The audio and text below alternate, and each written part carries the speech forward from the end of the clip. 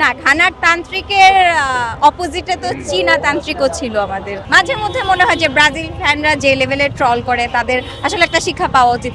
পুরো ম্যাচটা অনেক ভালো ছিল, খুবই এক্সাইটমেন্ট কাজ করেছে আমাদের মধ্যে। মনে হচ্ছিল টিমটা যথেষ্ট শক্তিশালী ছিল আমাদের প্রতিপক্ষ দল, বাট শেষ ভালো যা সব ভালো তার, শেষ পর্যন্ত আলবিসেলেস্তেরাই জয় ছিনিয়ে নিয়ে এসেছে। Gold's Gym across 30 plus countries. With over 700 plus locations worldwide, train anywhere, belong everywhere. আচ্ছা, গ্রুপ পর্বে তো খুব নর্মাল দল ছিল, তা এই মানে নকআউট ম্যাচে মনে হয়েছে কিনা যে একটা ভালো ম্যাচ এবং কঠিন প্রতিপক্ষ, মানে কেপ ভার্দে থেকে তো গ্রুপ পর্বে এসে তারা প্রমাণ করেছে যে বড় দলের সাথে ড্র করে, মানে মনে হচ্ছে কিনা যে এরপর ম্যাচ দরকার ছিল আর্জেন্টিনা ফ্যানদের জন্য?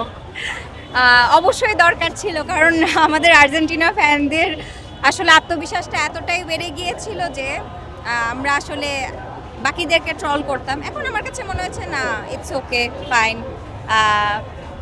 আমরা আর্জেন্টিনার জায়গায় ব্রাজিল থাকতো তাহলে কি হতো? পুরো ম্যাচে মেসির পারফরম্যান্স কেমন দেখলেন? মেসির পারফরমেন্স আজকে সে সবসময় তার সেরাটা দেওয়ারই চেষ্টা করেছে, কিন্তু আজকে আমার মনে হয়েছে সে নিজেও একটু নার্ভাস ছিল। আচ্ছা, কেপ ভার্দে তো ভালো খেলবে, এটা ভেবেছিলেন আগে?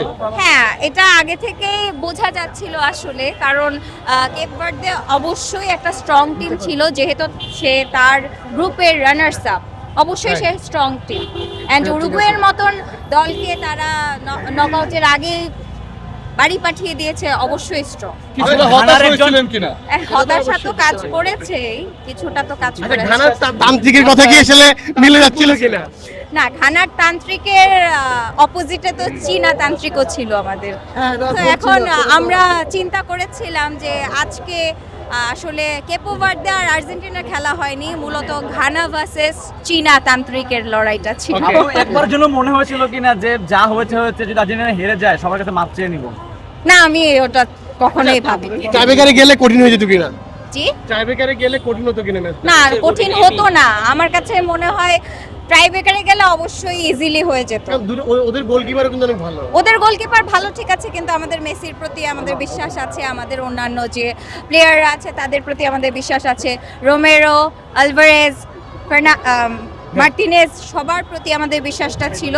তো তারা যথেষ্ট চেষ্টা করেছে এই ম্যাচে, অ্যান্ড ট্রাইব্রেকারে গেলে তাদের সর্বোচ্চ তারা মানে চেষ্টা। শিরোপা জয়ের আগে আর কি, এখনো যেহেতু দূরে আছে, কঠিন ম্যাচ পেয়ে গেছেন, মনে হয় কিনা যে সামনের ম্যাচগুলো আরো মানে প্রতিপক্ষ বিবেচনায় নিবে? আচ্ছা, সেই ক্ষেত্রে বলবো আমি, যেহেতু জার্মানির মতন দলগুলো আপাতত নেই, সেই ক্ষেত্রে হচ্ছে আমাদের অপোজিট যে যারাই পড়ুক না কেন তারা তুলনামূলক ইজি হবে।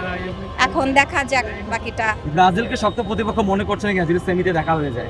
না, অবশ্যই না, আমরা তাদেরকে আগে হারাইছি, কারণ আমরা তাদেরকে আগে হারিয়েছি এবং তাদের টিমটা আমার যথেষ্ট স্ট্রং মনে হয়নি। যদিও তারা ভালো খেলছে, বাট মানে অতটাও ভালো না যতটা আমাদের আর্জেন্টিনার প্লেয়াররা খেলছে।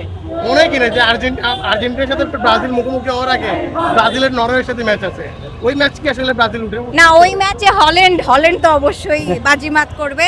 অ্যান্ড আমার মানে আমি বলবো আর্জেন্টিনার নতুন মানে এখন আশা ভরসা বা নতুন আব্বু, যেটা ব্রাজিল ফ্যানরা ট্রল করে বলে, সেটাই হচ্ছে হল্যান্ড। আসলে আর্জেন্টিনা জেতা থেকে ব্রাজিল হারলে বেশি খুশি হন? না, সেটা অবশ্যই না, কিন্তু মানে মাঝে মধ্যে মনে হয় যে ব্রাজিল ফ্যানরা যে লেভেলে ট্রল করে তাদের আসলে একটা শিক্ষা পাওয়া উচিত। Thank you.